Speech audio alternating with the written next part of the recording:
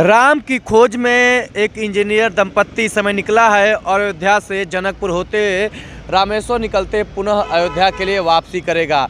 तो यह जो इंजीनियर दंपत्ति दिल्ली से अयोध्या पहुंचा और कार में सवार होकर के राम की खोज कर रहे हैं, आज मऊ में पहुंचे हैं। राम की खोज सभी करते हैं, कभी कबीर करते हैं तो कभी रहीम करते हैं, तो तमाम लोग राम की खोज में लगे रहते हैं। तो यह दंपत्ति जो इंजीनियर दंपत्ति है, आज राम की खोज करते करते मऊ में पहुंचे हैं। तो यह परिवार जो पहुंचा है मऊ में, इनसे जानेंगे कि राम को किस रूप में खोज रहे हैं और राम की महत्वता इस समय कितनी है। तो राम के बारे में ही बात करेंगे और इसके साथ ही अपने मऊ और आसपास के जनपद में प्रभु राम किस रूप में मिलते हैं आप लोगों से जानेंगे। पहले आपका हम लोग परिचय जानते हैं। जी, मेरा नाम प्रतीक है जी। मैं सॉफ्टवेयर इंजीनियर हूँ पेशे से जी। और दिल्ली में 10-12 साल सॉफ्टवेयर इंजीनियरिंग हो गया है पेशे और इंजीनियर इंजीनियर हूँ पेशे से। जी, आपका परिचय? मेरा नाम जसलीन है और मैं MBA हूँ HR में। हम दोनों साथ में काम कर रहे हैं और शादी को हम 6 साल हो गए हैं, साथ में ही हैं तब से। अच्छा, दोनों लोग साथ हैं तो और काफ़ी आधुनिक तरीके से भी जुड़े हैं और कार से आप लोग निकले हैं। राम को कहाँ खोज रहे हैं आप? राम भारत का इतिहास है। अगर आपको भारत को जानना है तो राम को जानना होगा। जिस तरह से सॉफ्टवेयर इंजीनियरिंग है, सॉफ्टवेयर इंजीनियरिंग एक ऐसा काम है जिसमें आप ऐसी चीज़ों के साथ काम कर रहे होते हैं जो आपको दिखती नहीं है। मीन्स आप हमेशा एक्सप्लोरर मोड में होते हैं सॉफ्टवेयर इंजीनियरिंग में। तो राम भारत एक ऐसा देश है जहाँ पर अध्यात्म हमेशा से रहा है। अध्यात्म के बिना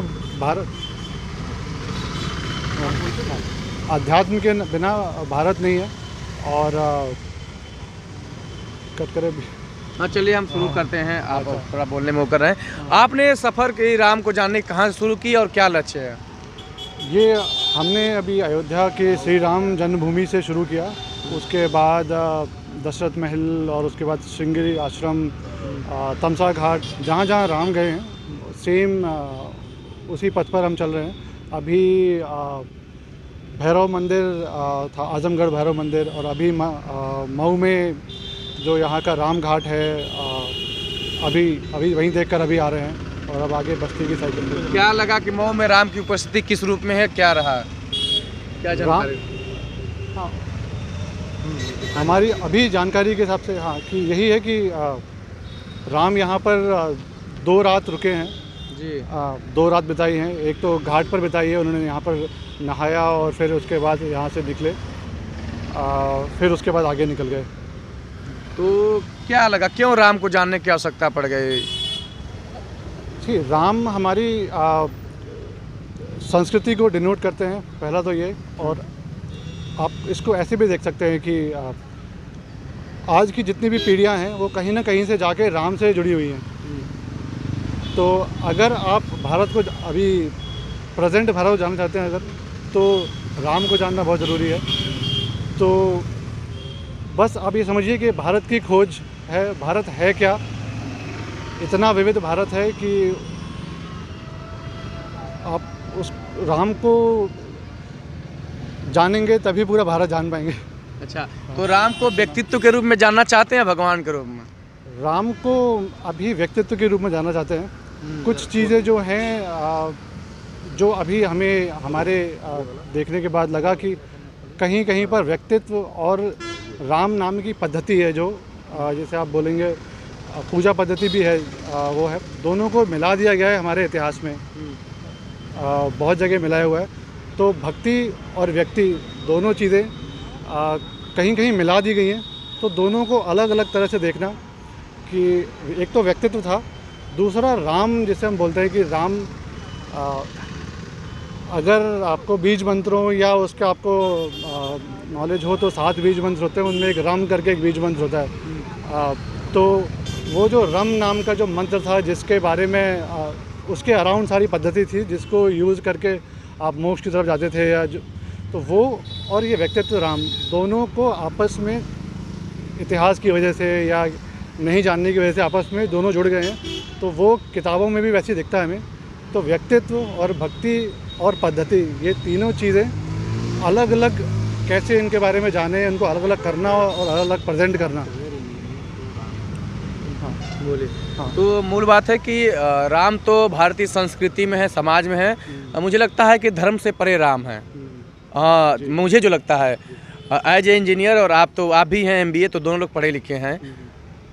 एक सामान्य व्यक्ति जो पढ़ा लिखा होता है धर्म चक्कर में नहीं पड़ता है, वो धर्म को उतना ही मानता है कि घर में अगरबत्ती दिखा ले बस, सामान्य राम। तो इतना गहराई में क्यों जानना चाहते हैं राम को? इसके लिए पहली चीज़ तो आपको समझना चाहिए कि धर्म की बहुत बेसिक सी डेफिनेशन है कि धर्म और रिलीजन, ये बहुत सारे वर्ड हैं। तो धर्म जो वर्ड है उसका मतलब है कोई भी चीज़ अगर हमारे जगत में चल रही है, उसके पीछे की जो मैकेनिज़्म है, उसको हम मॉडर्न लैंग्वेज में बोलेंगे मैकेनिज़्म, उस मैकेनिज़्म को धर्म बोलते हैं। अगर आप मॉडर्न लैंग्वेज में बात करेंगे इसको, तभी हमारे यहाँ बोलते थे कि धर्म की रक्षा के लिए ये करें। धर्म की रक्षा मतलब हमें किसी किताब की रक्षा या उसकी रक्षा नहीं करनी। धर्म की रक्षा मतलब हमारी सृष्टि एक सर्टेन रूल्स और रेगुलेशन से चल रही है। उन रूल्स और रेगुलेशन को बनाने के लिए कुछ चीज़ें हमको बताई गई, कुछ हमें नहीं पता लेकिन पुराने लोगों को पता थी।